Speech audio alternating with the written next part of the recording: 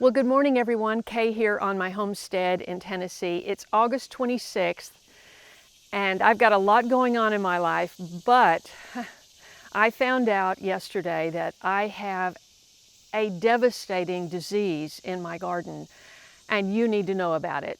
ASTER yellow disease. It affects food crops as well as perennials, and today we're going to talk about it, so don't go anywhere. Now, I created a perennial island by my arched trellis. So this is my third year of having this grouping of perennials down in my main crop garden. And I have two coneflowers, and this one seemed to look normal. But this one, the petals were faded. It's a purple coneflower, so you know that sort of bright rosy pink that the petals are supposed to be, and they were washed out. But I didn't think anything was bad. And I posted this photo yesterday on Instagram before I left, and then I was running and driving all day, and only last night did I have a chance to look. But Kaye Phillips 2014, where are the comments here? ASTER yellow disease. It can be devastating to other plants. And I thought, oh my word, that can't be it. It was so structured. It seemed so organized. It didn't seem like corn smut or something where everything's like bubbling over and looking really gross. And so it was hard for me to believe, but he's right, or she's right. And so I wanted to bring it to your attention because it can affect over 300 species of plants, including crops like carrots, garlic, and all of the aster family. That's like primarily what we all grow. Sunflowers, geranium. Well, I don't know if geraniums are in the same family, but the aster family is huge. And it includes coneflower, which is echinacea, which is your major medicinal plant. So I only had 3 coneflowers, and for this to happen is just devastating. But you need to know about this. This is Piedmont Master Gardeners. What is it and what do I do about it? As a longtime gardener, I know that sooner or later I'll probably have to deal with some sort of disaster. That's what this is referred to in the garden. She's saying minor fungal diseases and infestations of pests don't faze her.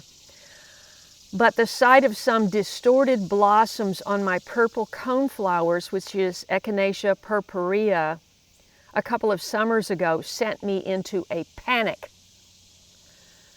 Although I had never seen this problem in my garden, I knew from my training as a master gardener, which I didn't have the benefit of, that this must be the dreaded ASTER yellow disease. What is it?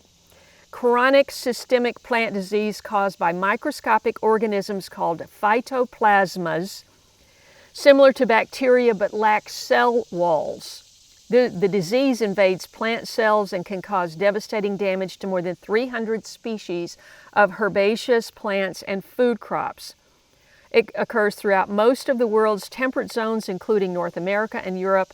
It gets its name of ASTER yellows because it commonly affects members of the aster family.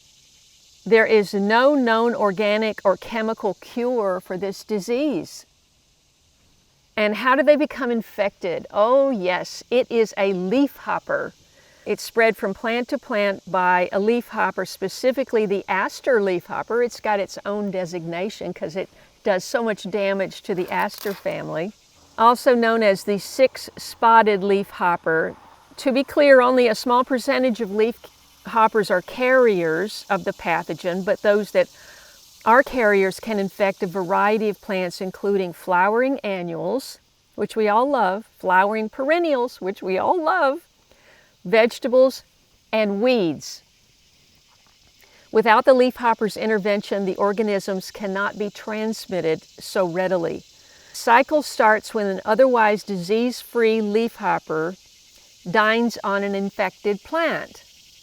So it's kind of not the leafhopper's fault because the plant's already infected, and then they just spread it. And it's a leaf-sucking insect, so the mouth parts feed on the plant, it sucks up the photoplasma organisms, and now the infected insect hops to other plants where it spreads the pathogen to all parts of those plants, from their roots to the flowers.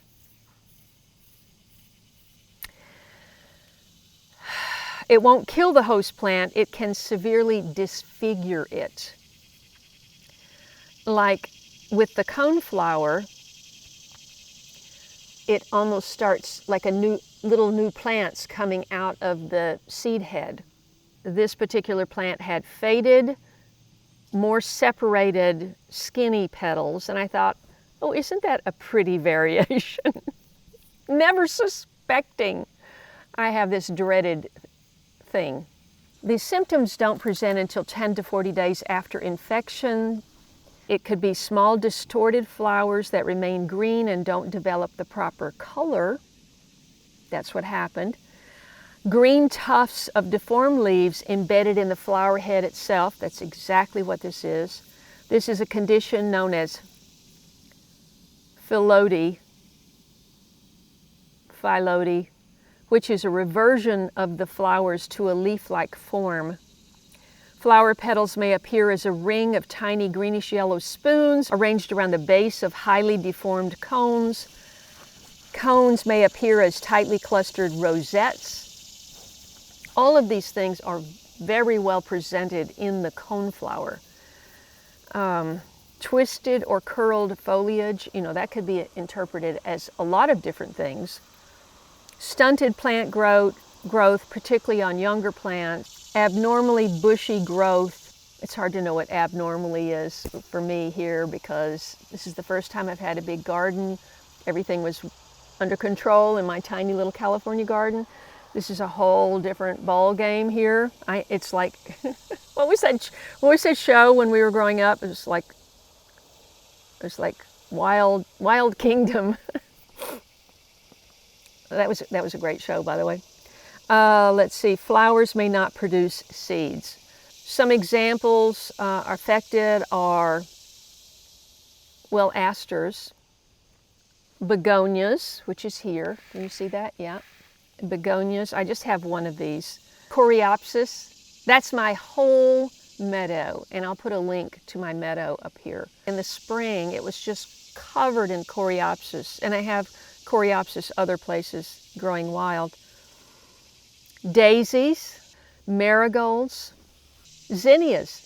Zinnias and sunflowers are my main plants, and they're both affected. Petunias and snapdragons I don't have. But in addition to a variety of ornamental plants, it affects vegetables and field crops. So obviously you have to have organic solutions if you want quality food. But you can't spray it for this leaf hopper. It affects carrots, celery, lettuce, spinach, tomatoes, potatoes, grains, and Jerusalem artichokes. Symptoms on carrots: stunted growth, distorted and discolored leaves, and thin, bitter-tasting roots that have an abnormal number of feeder roots. So you've seen carrots that just have all these little hairy roots and more roots coming out. And lettuce, twisted inner leaves, plus the inner part of the head is pale. Tan or pink spots on leaves. Potatoes, distorted stems and rolled leaves that are a purplish color. Now that could be confused, on potatoes, because I grow a lot of purple potatoes and the leaves are purple. So that could get confusing. And guess what? Weeds, including clover, all over here, and dandelion, all over. Horseweed, I don't know if I have that. Plantain is everywhere. Queen Anne's lace, ragweed, and thistle. And there's treatment options. There's no known cure for this insect-borne bacterial infection. It is incurable, but you do have options for preventing it in the first place and keeping it from spreading. Once you spot it, promptly remove the plant, roots and all, and destroy it. Although the pathogen can affect all parts of a plant, it cannot survive outside of plant cells. Simply put, it cannot live in the soil. Thank you. Thank you, Lord. Clean up any dead or drying leaves. That is so hard. Oh my goodness. Debris from the area to keep more leafhoppers from consuming the matter, consuming the pathogen. This is the killer. Keep your garden and surrounding area weed-free. That would be impossible here. And you've seen in many of my videos how the weeds just take over. I don't have enough help. I've extended myself beyond, you know, you get so excited in the spring or in January, February, you start all these seeds and you think, oh, I can take care of all this. And then you plant it out and then it's completely, the weeds are completely out of control. I never had a weed in my California garden. Why? It didn't rain. If you don't water, and it doesn't rain, weeds don't grow. And my garden was this big, so if I walked out and I saw, oh, there's a weed, out. So, of course, I wasn't into medicinal plants then, and so many weeds are medicinal plants and provide us medicine. Keep your garden and surrounding area weed-free. This is particularly important with perennial weeds such as dandelions, plantain, and other broadleaf weed species. If infected with the ASTER yellows pathogen, these weeds can harbor it in their cells from one year to the next. I have plantain everywhere, okay? It's all over. There's absolutely no way I could get rid of it. Okay, maybe here's some good news. I hadn't seen this. By the way, I'm just selecting this one website because it was very comprehensive, but I read, you know, they have the university extensions also have information about this. Minnesota has a good one. I read that one first. And this says the yellow aster's pathogen does have an Achilles heel. It can't tolerate prolonged periods of hot weather. Well, guess what? This week is going to be challenging for the ASTER yellows pathogen. Temperatures of at least 88, well, for 10 to 12 days, render it inactive in both the leafhopper and infected plants. Well, it's not going to be 10 days over 88, so it says if it's a persistent problem, grow other flowering plant species that aren't susceptible. Name me 10 flowers that are perennials that aren't in the aster family. I bet you can't do it. I can't. Well, such as hardy geranium. Well, I only have 3 geranium plants, so salvia, verbena, or coxcomb, impatiens, and nicotiana. For vulnerable edible crops, use floating row covers to prevent leafhopper access. Before leaping to the conclusion, you have this. The first possibility is herbicide exposure. The second possibility is mite damage. Having encountered ASTER yellows on some purple coneflowers in my own ornamental garden, I followed the generally accepted protocols for controlling it. I dug up and destroyed all parts of the affected plants, cleaned up and removed all plant debris, removed all weeds from the vicinity. She congratulated herself that she stopped this dreaded pathogen in its tracks. Only later did she learn there's another disease that looks similar that is caused by the Eriophyidid mite. Microscopic and go undetected because they live unseen inside flower buds. As the buds develop, the mite sucks nutrients, causing stunted and distorted flower parts. So that causes the coneflower rosette disease, which may be what I have. ASTER's yellow, on the other hand, affects all parts of the plant, bizarrely distorts the entire flower, curled foliage, yellowed curled foliage. So you can go to the Ohio State University Extension article on coneflower cleanup. I'm going to put this article, because it's so comprehensive, I'm going to put the link to it in the top pinned comment. And I want to give this person credit, Pat Chadwick. Okay, so what I'm going to do is I'm going to go down Oh my goodness, it's going to be so hot and I need to be watering. But this is so important. I had to bring it to you right away. ASTER Yellow's Disease, and the other was called the rosette, Coneflower rosette disease. I'll put a picture of the leafhopper right there so you can get an idea. And I haven't necessarily seen those. So let's go down to the garden and take care of this right now, because the coneflowers are coming out regardless. Here is the affected plant. All of these have these florets coming out of the cone of the coneflower. And all of these petals look more dried up. Okay, the plant beside it is completely dried up and dead, and it's already dropped a bunch of seeds. Anyway, I am going to get that out of there. I've got cover crop growing around the base, and this plant is completely coming out. As you can see, the anise hyssop is fine. We're going to check out the mum. Now, it doesn't look too bad. It could have just had a lack of water. These new leaves coming out look green. I don't see any mealybug. So I'm going to leave that for now because that's a big one. It goes all the way around, all the way over here. Here's the Sweet Annie, which is invaded by cypress vine and loofah. And it's just, hey, it's the wild kingdom, right? The wild kingdom of plants. That's my garden.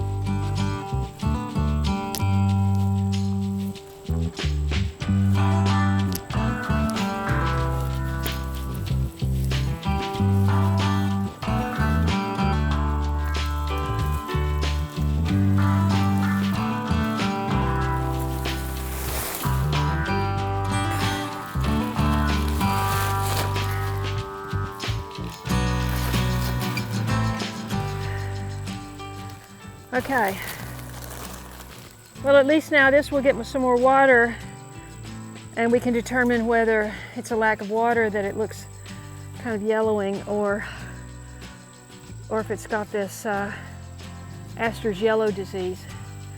I am really praying it's the mite thing and it's only affected this one coneflower. Ooh, that's heavy.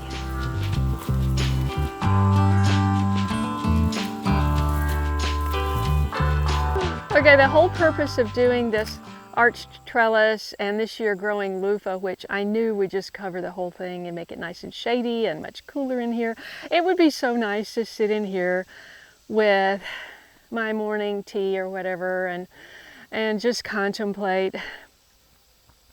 But there are some realities. People have asked me, why are you so covered up? It's going to be 90. Well, I'm going to be inside before it's 90, okay? But I'm just going to water, and there may be a couple of little things to harvest, but really not much. Basically, the gardens just need water. And so people ask me, why are you so buttoned up? It's so hot. And it's true, but you know what? I can't tell you how many times I have been underneath something like this. Like I was underneath in the shelter of my two big sunflowers up in my side garden. It got too hot and I was ducking under there for some shade. And later, when I was at the chiropractor, and I had a shower, changed clothes, pull a t-shirt over my head, and I thought, what is that on my ear? And I just went like that, and it was a tick crawling out of my hair. And I'm going, okay. When I am underneath anything, I'm going to have a hat on, and so it's less likely they can crawl into my hair and down my neck, you know, and under my clothes. So that's why mainly it's ticks. If you squeeze as hard as you can and you open your fingers and it's still moving, it's a tick. They're indestructible. They don't ruin gardening, but they certainly make you aware of your surroundings. So thank you so much for following my channel. If you find this content helpful, entertaining, or inspiring, I hope you'll share with a friend. Subscribe if you haven't. Click the bell for notifications. Scroll down and click all so you won't miss an upload. Many people who have followed me for years tell me, hey, I got unsubscribed. I didn't even know it. I haven't seen your videos, and I'm going, I'm uploading every week. So please check back. And if that's you and you think you're subscribed, please check. You may not be, and you may have missed some very important videos like this one. This could be the most devastating disease you run across in your food or ornamental gardens. So I hope that's helpful. Please share with a friend. God bless you, and I'll see you in the next video.